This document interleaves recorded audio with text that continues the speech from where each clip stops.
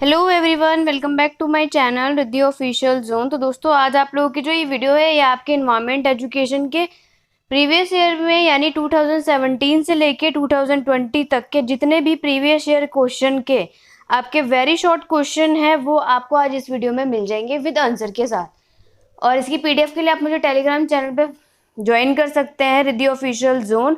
Otherwise आप लोगों का एक टेलीग्राम चैनल मैंने और बना रखा है जिसमें आप लोगों से ज्वाइन करके आपस में यानी कि आप ये बोल सकते हैं ग्रुप डिस्कशन के लिए, क्योंकि काफ़ी हद तक मैं सबके रिप्लाई नहीं कर पाती हूँ कि आप में से किसी को कोई हेल्प की नीड हो तो आप उसमें से उस ग्रुप को ज्वाइन कर लीजिएगा। और आप लोग रिद्धि ऑफिशियल जोन और Riddhi official zone for query दो टेलीग्राम चैनल है, तो इसका लिंक मैं आपको डिस्क्रिप्शन बॉक्स में दे दूंगी।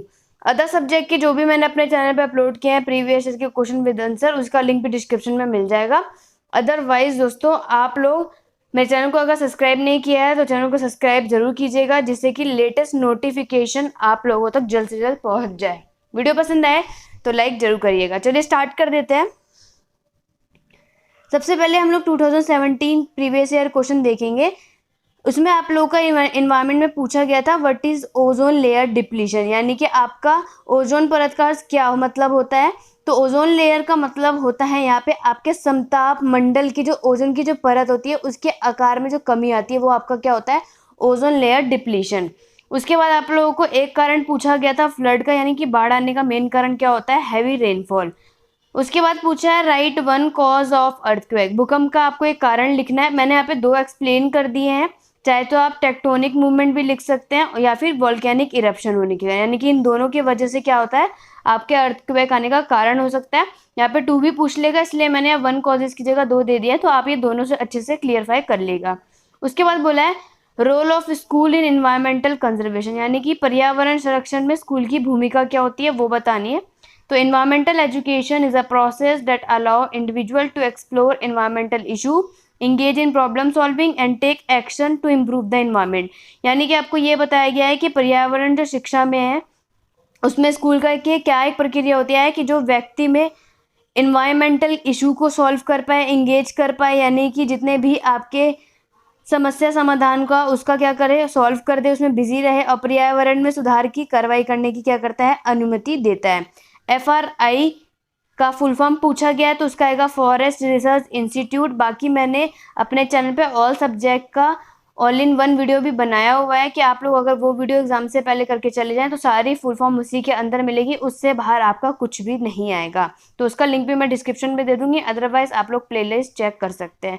6 क्वेश्चन जो आपका 2017 में पूछा गया वो आपको बताना था कि सॉइल कंजर्वेशन की रेमेडी बतानी थी, तो उसमें से एक रेमेडी मैंने यहाँ पे लिख दी है, slash and burn and other unsustainable method of subsistent farming are practice in some lesser developed area, यानी कि कुछ कम विकसित क्षेत्र में काटना या जलना, ऐसे कुछ निर्वाह खेती का अन्य जो गैर टिकाऊ तरीके होते हैं वो क्या किए जाते हैं, अपनाए जाते हैं, जिससे कि मृदा संरक्षण यानी कि सॉइल कंजर्वेशन का उपाय कर सकते हैं।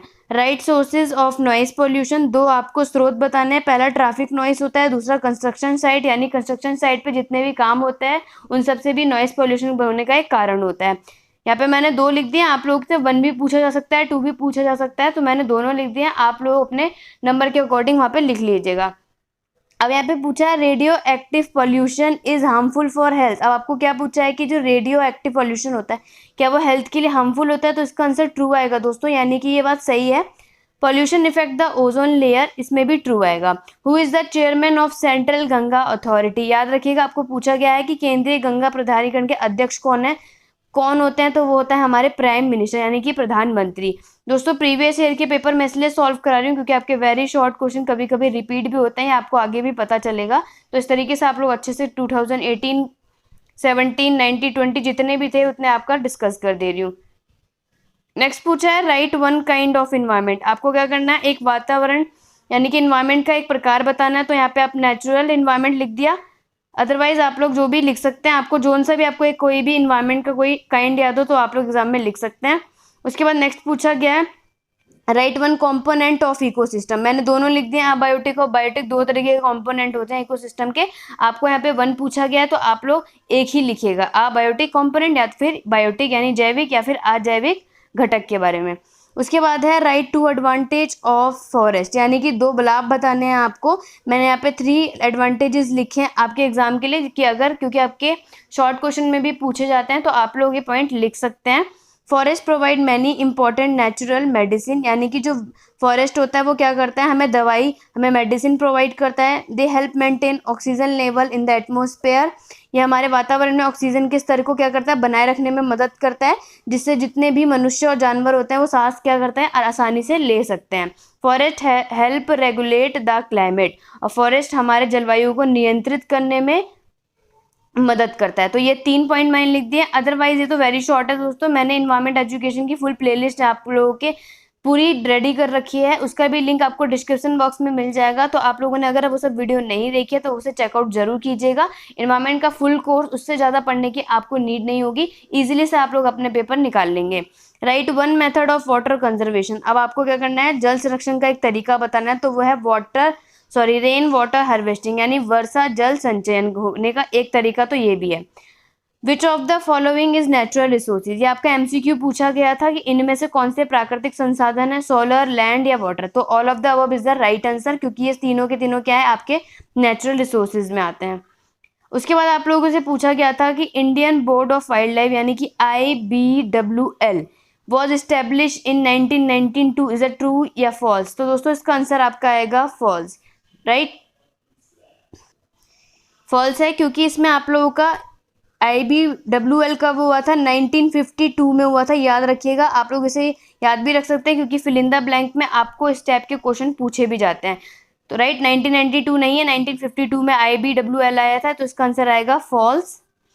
विच one cause of ozone hole, ozone में जो छेद होता है उसका एक कारण बताना है आपको। तो मेन कारण आपका यहाँ पे क्या बताया हुआ है, ओजोन डिप्लीशन या ओजोन होल एक ही होता है, इज मैन्युफैक्चर्ड केमिकल, यानी कि आपका मुख्य कारण क्या होता है, निर्मित रसायन, जो आपके केमिकल को मैन्युफैक्चर किया जाता है उसका मेन कारण है आप लोगों का ओजोन होल होने का।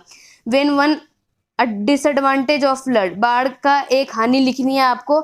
मैंने 2 लिख दिया कि पहले तो जब फ्लड आता है दोस्तों सबसे बड़ा नुकसान तो यही होता है कि जितने भी आपके ह्यूमन होते हैं उनकी ह्यूमन लाइफ लॉस, यानी कि मानव जीवन की हानि होने लग जाती है, और डैमेज टू प्रॉपर्टी, और हमारी संपत्ति भी क्या होती है, धीरे धीरे वो डैमेज होने लग जाते हैं। तो फ्लड आने के ये 2 आप लोग नुकसान लिख सकते हैं।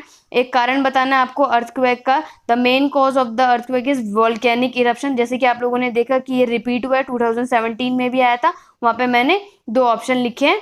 तो आप लोग कुछ भी लिख सकते हैं, आपको एक कारण पूछा तो आप लोग वोल्केनिक इरप्शन भी लिख सकते हैं। अब यहाँ पे 2019 का पेपर है, 2019 का डिस्कस कर लेते हैं। इसमें आपको पहला पूछा था डिफाइन इन्वायरमेंट, यानी कि पर्यावरण की डेफिनेशन क्या होती है। Everything that surround us is collectively called environment, यानी कि जो कुछ भी हमारे आसपास, यानी हमारे पास जितनी भी चीज़ों से हम घिरे हैं सामूहिक रूप से, उसे हम क्या कहते हैं, इन्वायरमेंट कहते हैं। ये आपके वेरी शॉर्ट के लिए काफ़ी हद तक बेनिफिशियल है। इन्वायरमेंट आपका एग्जाम में मोस्ट इंपॉर्टेंट टॉपिक भी है। यहाँ पे बोला गया है कि Kanha national park in situated in which state, यानी कान्हा राष्ट्रीय उद्यान आपके कौन से राज्य में स्थित है, तो वो मध्य प्रदेश में है। आप लोग जरूर याद रखिएगा, क्या पता ये आपका इस बार ट्रू फॉल्स में करके आ जाओ, मध्य प्रदेश की जगह कोई भी आपका स्टेट ऐसा दे दे और फिर पूछ लिया जाए, या फिर मध्य प्रदेश ही दे दे और फिर पूछ लिया जाए कि इज इन ट्रू या फॉल्स। तो आप लोगों को ऐसे पॉइंट अच्छे से याद रखने होंगे दोस्तों। डिफाइन बायोडाइवर्सिटी, यानी कि जैव विविधता को परिभाषित करना है आप लोगों को। तो सिंपल सी डेफिनेशन है, the variety of living organism, यानी कि जीवों की विविधता को जो संदर्भ करता है, जो एक्सप्लेन करता है, वो क्या होता है आपका बायोडाइवर्सिटी, यानी कि जैव विविधता। Which gas is mainly responsible for green house effect, ये आपको पूछा गया है कि ग्रीन हाउस इफेक्ट का जो मुख्य रूप से कौन सा गैस ऐसे है जो जिम्मेदार होता है, तो वो आता है आपका कार्बन डाइऑक्साइड, जिसे आप लोग CO2 भी कहते हैं। राइट, तो आप लोग इसे ब्रैकेट में लिख सकते हैं, कार्बन डाइऑक्साइड यानी कि CO2। अब आपसे पूछा गया है अर्थ डे इज ऑब्जर्व्ड ऑन, पृथ्वी दिवस कब मनाया जाता है, वो होता है आपका 22 अप्रैल। इन्वायरमेंट डे, ये सब भी आप लोग अच्छे से करके जाइएगा। 5 जून होता है आई थिंक इन्वायरमेंट डे का, अदरवाइज आगे ऐसा क्वेश्चन शायद आया हुआ है, पर दोस्तों आप लोगों के क्वेश्चन ऐसा पूछा जा सकता है कि कब मनाया जाता है। वैसे आप लोगों के ऑप्शनल भी हैं इस बार, तो अपने अकॉर्डिंग आप कर सकते हैं, बट फिर भी आप लोग पढ़ के जाइएगा। उसके बाद आप लोगों को फुल फॉर्म पूछी गई है BOD की। तो BOD की जो फुल फॉर्म होती है वो होती है biochemical oxygen demand. Hindi medium वाले बच्चे भी फुल फॉर्म को हिंदी में लिख सकते हैं और इंग्लिश में भी लिख सकते हैं, कोई दिक्कत नहीं है। वैसे फुल फॉर्म आप लोग इंग्लिश मीडियम में लिखेंगे तो आपके नंबर पूरे के पूरे आएंगे। इसमें पूछा है कि itai itai diseases is caused by which element, किस एलिमेंट के कारण होता है। ध्यान से सुनिएगा क्वेश्चन को अच्छे से कि कंफ्यूजन ना हो, तो याद रखिएगा कैडमियम के कारण होता है।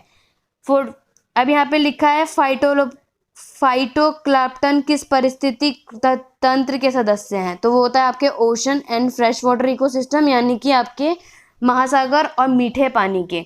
याद रखिएगा, आपको ये नाम अच्छे से याद करना है कि कौन से इकोसिस्टम के मेंबर हैं, तो आपका ओशन और fresh water. Taj Mahal is threaten due to which gas, यानी कि जो ताजमहल को जो खतरा है वो कौन सी गैस से होता है, तो वो होता है आपका sulphur dioxide. In which term और biodiversity which is the richest area of India. अब आपको क्या बताना है कि जो बायोडाइवर्सिटी है उसकी दृष्टि से भारत का सबसे समृद्ध क्षेत्र कौन सा है, तो वो आपका आता है केरल।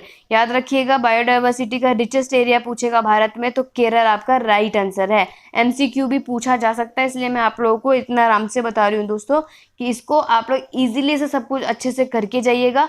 कोई भी डाउट क्वेरी नहीं, आप लोग चाहें तो इसे रिपीट कर करके या फिर एक तरफ से आप लोग इसे कॉपी में या फिर इसका स्क्रीनशॉट लेके रख लीजिएगा और एग्जाम से पहले इसे रीड आउट करके जाइएगा कि अगर इनमें से कोई भी 2-3 क्वेश्चन भी रिपीट हुए तो भी आपका वेरी शॉर्ट करने का काफ़ी हद तक बेनिफिट होगा। अब 2020 का डिस्कस करेंगे प्रीवियस ईयर पेपर। उसमें सबसे पहले जो आपका पूछा गया था वो ये बताया गया था कि पारिस्थितिक तंत्र शब्द किसने रचना की थी, किसने गढ़ा था, तो आपका आएगा एजी तांसले ने। मैंने यहाँ पे ईयर भी लिख दिया 1935 में। याद रखिएगा, आप लोगों का ये 1935 मैंने इसलिए शो किया है, जैसे मैं आपको बता रही हूँ कि ट्रू फॉल्स में आप लोग के फिल इन द ब्लैंक्स में भी पूछा जा सकता है और क्वेश्चन यहाँ पे डिस्क्राइब किया है, तो क्या पता इस बार आपका एमसीक्यू भी आ जाए। तो आप लोग याद रखिएगा, इकोसिस्टम एजी तांसले के द्वारा 1935 के द्वारा गढ़ा गया था। What is the full form of WWF, तो इसका आएगा world wild life fund. 2 renewable sources बताने हैं आपको, तो आपका आएगा सोलर, विंड और जियोथर्मल। मैंने यहाँ पे 3 लिख दिया, आप लोगों को जोन से भी 2 याद रखें वहाँ पे लिख सकते हैं कि कौन से 2 आपके नवीकरणीय स्रोत हैं, तो आपका आएगा सोलर एनर्जी या फिर विंड एनर्जी या फिर जियोथर्मल एनर्जी। अब नेक्स्ट आपको पूछा गया है valley of flower is situated in which state. अब आपको क्या बताना है, जो फूलों की घाटी है वो कौन से राज्य में स्थित है, तो वो आएगा आपका यूके यानी कि उत्तराखंड में। अब नेक्स्ट आता है आपका the world environment day is celebrated on. ये वाला मैंने कहा था क्वेश्चन दोस्तों, आपका ये रिपीट हो सकता है। अर्थ भी आता है आपका, इन्वायरमेंट डे दोनों याद रखना। तो आपका आता है 5 जून, यानी कि 5 जून को आपका विश्व पर्यावरण दिवस मनाया जाता है। Which gas is the main cause of green house effect, ये भी आपका रिपीट क्वेश्चन है, इसलिए आप लोग प्रीवियस ईयर के सारे क्वेश्चन करके जाइएगा कि कौन सी गैस से ग्रीन हाउस को इफेक्ट पड़ता है, कौन सा मुख्य कारण है, तो वो आपका क्या आ जाएगा, कार्बन डाइऑक्साइड यानी कि CO2। 7th क्वेश्चन आप लोगों को यहाँ पे बोला है रन ऑफ कक्ष is famous for which animal, यानी कि कौन से जानवर के लिए प्रसिद्ध है, तो आएगा आपका फ्लेमिंगोज यानी कि राजहंस के द्वारा रन ऑफ कक्ष फेमस माना गया है। ONGC stand for oil and natural gas corporation limited, यानी कि तेल और प्राकृतिक गैस निगम लिमिटेड। आप लोग हिंदी मीडियम वाले हिंदी में भी लिख सकते हैं, इंग्लिश में भी, कोई दिक्कत नहीं आएगी। In which year project tiger was started, यानी कि कौन से साल में प्रोजेक्ट टाइगर का स्टार्ट किया गया था, तो वो किया गया था 1973, अप्रैल में 1973 में स्टार्ट किया गया था। आप लोग ईयर भी लिख सकते हैं, कोई दिक्कत नहीं, आप लोगों को मंथ याद नहीं रहा तो। 10th आप लोगों का पूछा गया है national park related to conservation of rhinoceros, यानी कि आपके राइनासोरस के संरक्षण में संबंधित राष्ट्रीय उद्यान क्या है, तो वो आपका आएगा काजीरंगा।